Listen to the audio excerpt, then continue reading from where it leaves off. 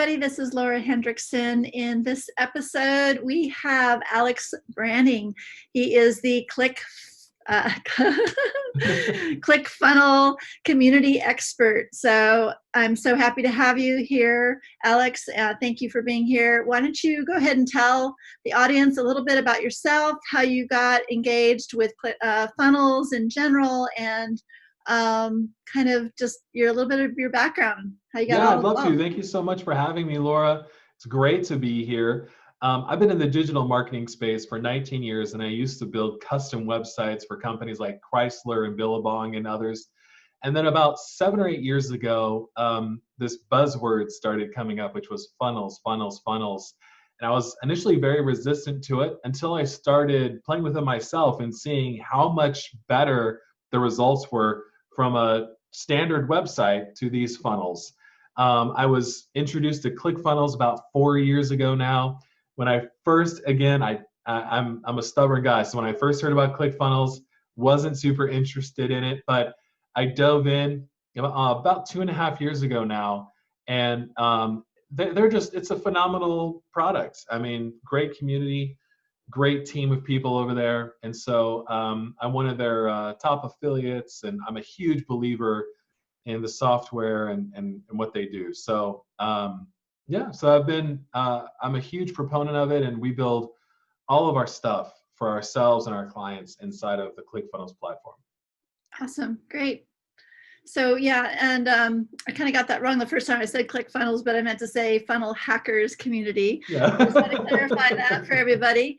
And but getting into developing a funnel and really talking about some of the other people that have had some input are really focused on, who it is that the businesses are really focused on, that avatar audience type of thing, where to find them, but with some of that knowledge in place, and as somebody is creating their funnel, what are some key elements that you feel that people really need to stay focused on when they're developing that funnel, and kind of maybe just going through kind of how many pages you generally make and what to focus on each stage of that process of developing those funnel pages?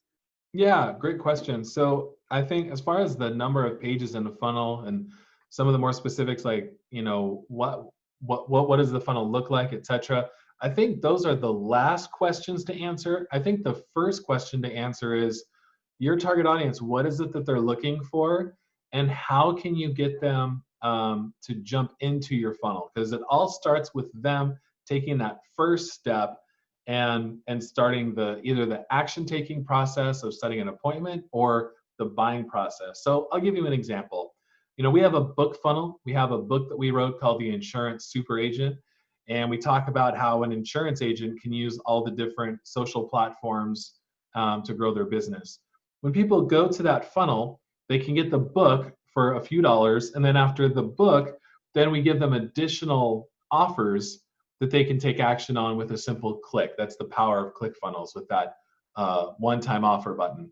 And so, but none of the additional purchases happen unless I'm able to convince them that the book is worth a couple bucks.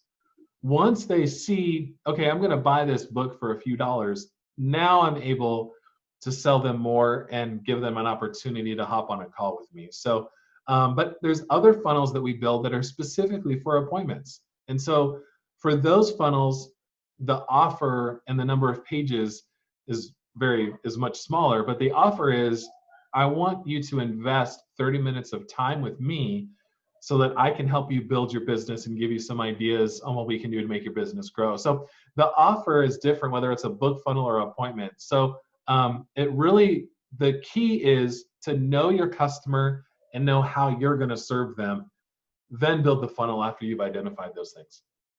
Okay. And so I'm hearing, a lot of times I've seen that presentation, that kind of webinar thing. I just want to dive a little bit deeper into that, in as far as this is that lead gen type of piece. Yes. Whether it's a lead gen that's coming right off of a website homepage or an actual landing page, that initial web lead piece, are there any a lot of times, let's see, have you seen anything specific being really effective in the sense of like an intro video, or more of that, like you said, that 30-minute webinar?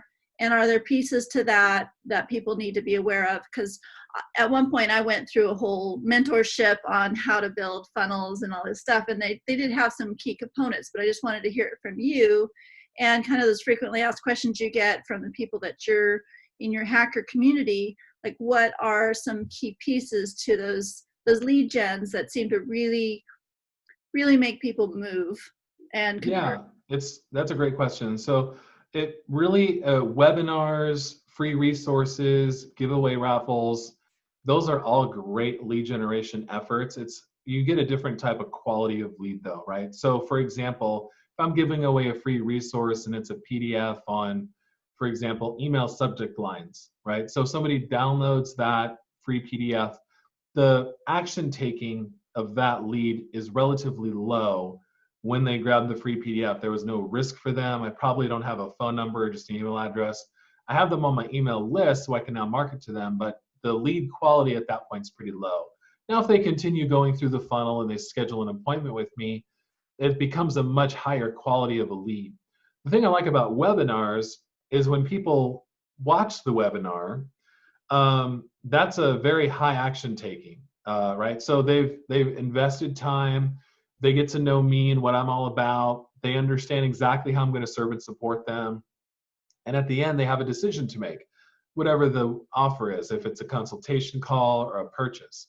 And so, as people build out funnels, there's not really a one answer to everything, but I can tell this based on the different industries, kind of, what type of lead generation system that you want to build, because the key is either being able to sell more products, like for informational products or e-commerce, or in the case of me, it would be, I want to set appointments with people so that I can learn about their business and then make them an offer for either a done for you or an informational product that I believe will help get them to where they want to go. So for me, I sell quote unquote appointments, because if I can hop on the phone and they can get to know who I am, I have a much higher probability. But I don't want to hop on the phone with someone who doesn't know enough about me to make an educated decision. So I like to, take them through a couple steps and make sure that in my funnel, I'm doing a good job explaining who I am, and that the content that they're digesting, whether it's a webinar or some other piece of content like my book, gives them enough information to where they can know me a little bit better and learn to trust me. Right. I find that a lot of these sales funnels have the testimonials, they have testimonial videos, they'll have different kind of that credibility side within the funnel that's very important as far as learning about the business, the person who's doing the consultant, that sort of thing. So yeah, and I've hit on a couple of other experts. We've talked about how to build that credibility up and get kind of ramped up. So that's a good thing to know for sure. So when you are developing your funnels, which part of the funnel system do you feel is the most important to master first? That initial landing page, because if you don't have that, then the rest of it doesn't really matter as much. It's all about getting them to take action on the first step. So that first step on, many of my pages includes a short video that has me on there so they can see me, they can hear my voice, look into my eyes. I include testimonials, so they can hear some quick sound bites of people who have worked with me so they know that I'm legit and I work with real people. And then I make them an irresistible offer, whether it's, a free resource or buying a low price book. It's all about getting them to take that first step. So I think if you're going to focus on anything, it would be that first step. It would be, what is that first page going to look like to get them to take action? Right. Those are some great components right there. Yeah. You've outlined. So thank you. And then as far as how often are you testing these initial landing pages? Like, do you do because I know with, say, I know Facebook ads and advertising in general kind of comes after you've secured some kind of conversion on that first page, but do you test 2, 3, like how many do you really test in general when you're working with a new client? Yeah, I always have a split test for the initial landing page. Typically I have a long and short form of the same type of content. So the long form has everything we build out. The shorter one just takes some elements out, and we see which one converts better. The key is, for the client for me, when I'm building something out, to not fall in love with any specific element. I remember once, Laura, I wrote out a really what I consider to be a beautiful sales letter, and I had a video. And so I had the video and then the sales letter, and on the side was the form for them to sign up. And one of our split tests had both elements and the other just had the video. And to my crushing disappointment, the one with just the video did like 3 times as good as the page with my beautifully written sales letter. So the video won and the sales letter had to go. So Right, it's a business decision. yeah, exactly. I was like, man, that was a masterpiece, And So then, but as far as like how long, I like to let things go for a minimum. I don't make a single change for a week. I don't touch any ads. I don't touch any pages. I don't touch nothing. After that, you kind of see like which ads are converting, driving better clicks. And so I may turn a couple underperformers off. But you don't really know the strength of a campaign for give or take 30 days. Okay. It's hard to really say this worked or it didn't. I like to let things go for a while before I turn them off. So you can tell when you got a skunk on your hands, but most of the time it's a matter of being patient and letting Facebook put your ad in front of enough of the right people so that they start taking action. Okay. And then what kind of conversion rates are you looking for on that initial page? Because I know that as people go through the funnel, that those percentages are going to get lower to creating that ideal customer. I mean, you hope not, but ultimately that's just really the way things work. But what kind of numbers are you looking for to say, okay, this is a successful page in my funnel?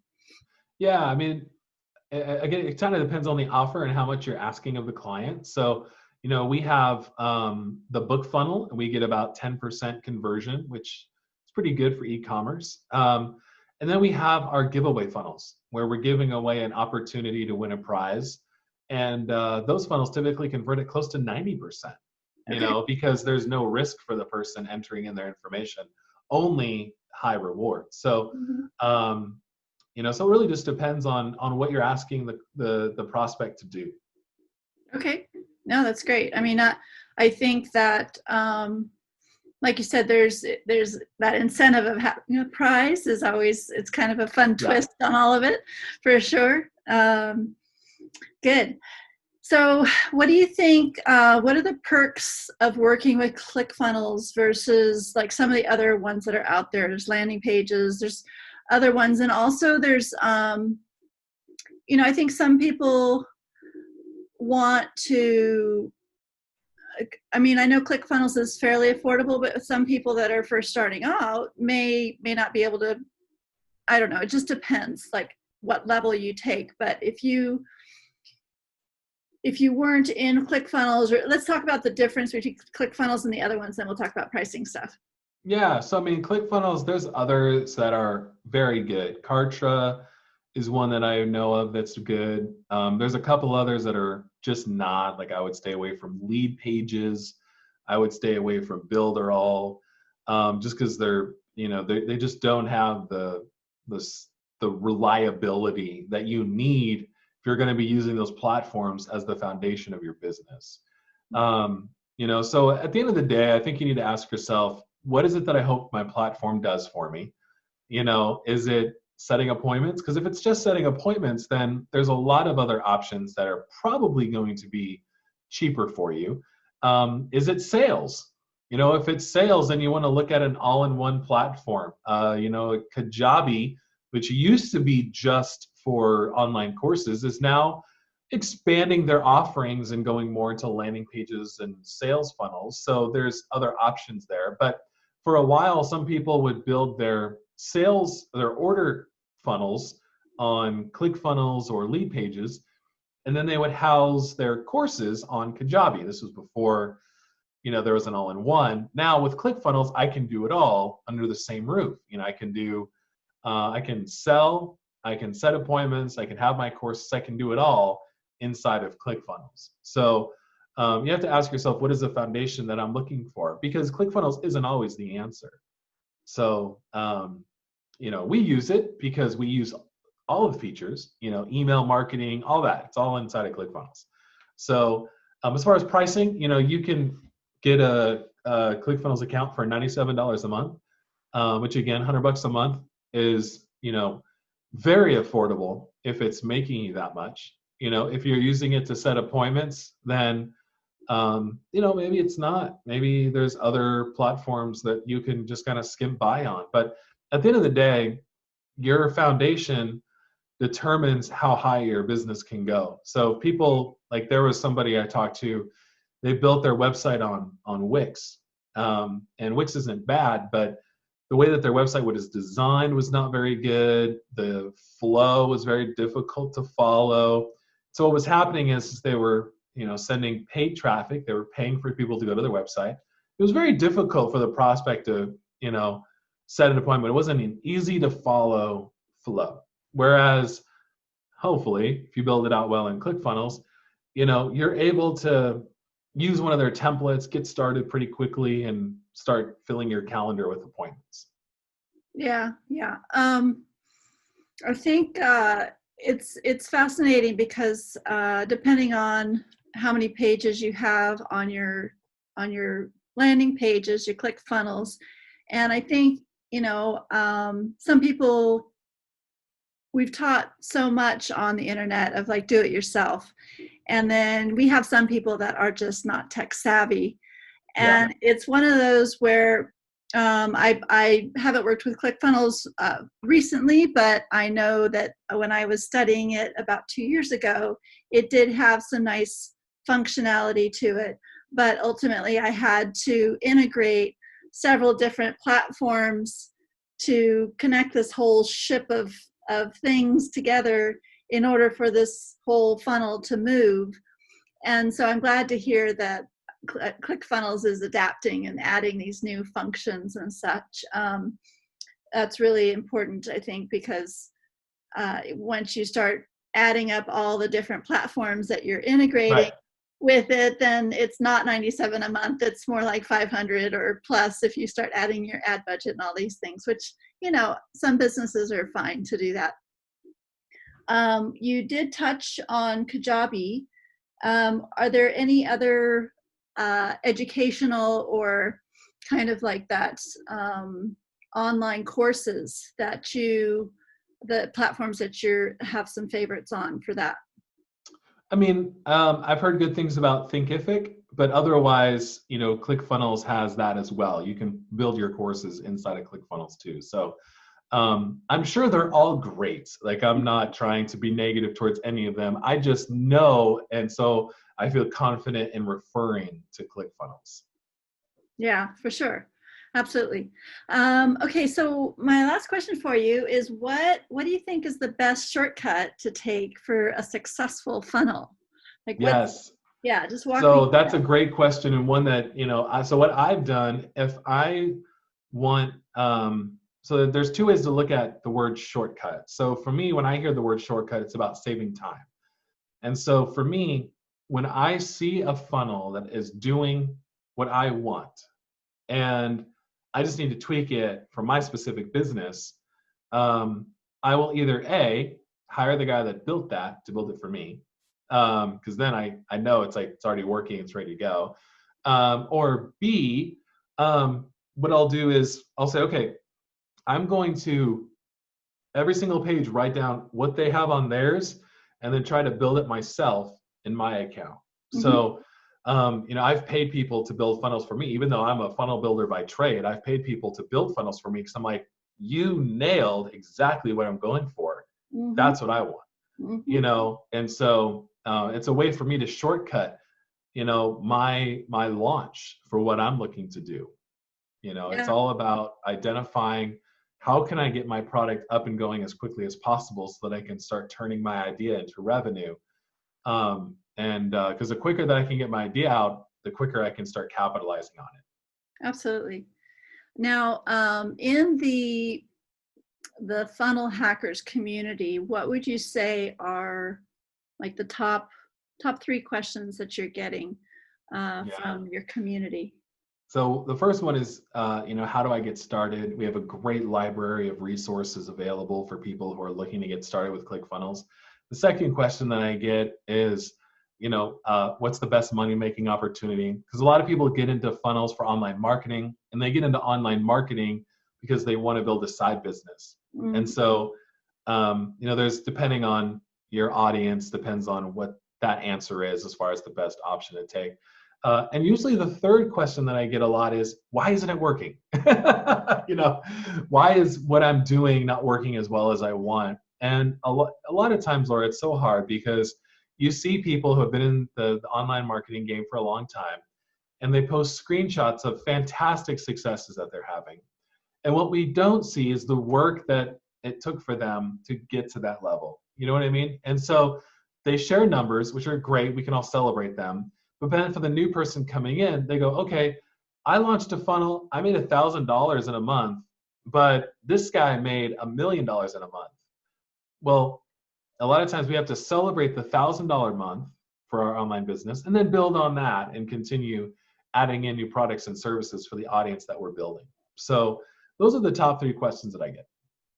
yeah, I think in that when again, it has to do with getting traction and being able to create that offer that you know that you can just hands down fulfill, do a great job on, get those testimonials, get those kind of accolades that you need to ramp up. And even with some of the experts that I've spoken to, it's really fascinating because some of them it really did take like several years for them to really kind of get this thing.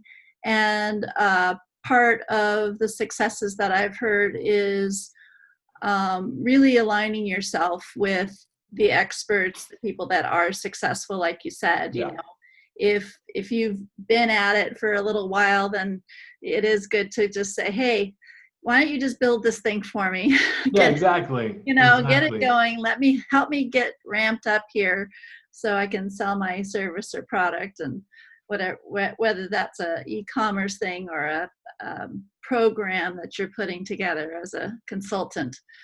But I think, the online business in general it's a wide open ocean, as they say, of opportunity at this point. And obviously with what's going on right now, people are really like, oh, I have to do this. So Yes. it's a good thing. So in going through these steps, we have focused on the funnel itself, and thank you very much for all of the information. And I'm glad to be able to share the resources with our audience as a recap for the talk today. Is there anything else that you'd really like to talk about or share in regards to how people can find you and learn more about you? And I know you do a podcast, but is that how often does that happen? And how can Yeah. So we have a mileage that? weekly podcast. Every Monday we release a new episode. If you look me up, Alex Branning, your marketing coach. So you just look at my name, Alex Branning. You'll be able to find me on any platform that you're podcasting on. I'd love for you to listen. I'd love to meet you. There's ways to contact me on the podcast. And the other thing, if you're going, wait a minute, what was that 90% opt-in rate that he was talking about? You can learn more about the giveaway funnel at go.giveawayfunnel.com and learn more about how we're helping our insurance agents and authors and consultants get 90% opt-in rates for these fun giveaways. So those are the two ways to contact me. And Laura, thank you so much for having me. This was so much fun. I love it. Awesome. Thank you so much. And everybody, appreciate you being here again. Laura Hendrickson from Open Ocean Marketing. Thanks again, Alex. Thank you. Yep.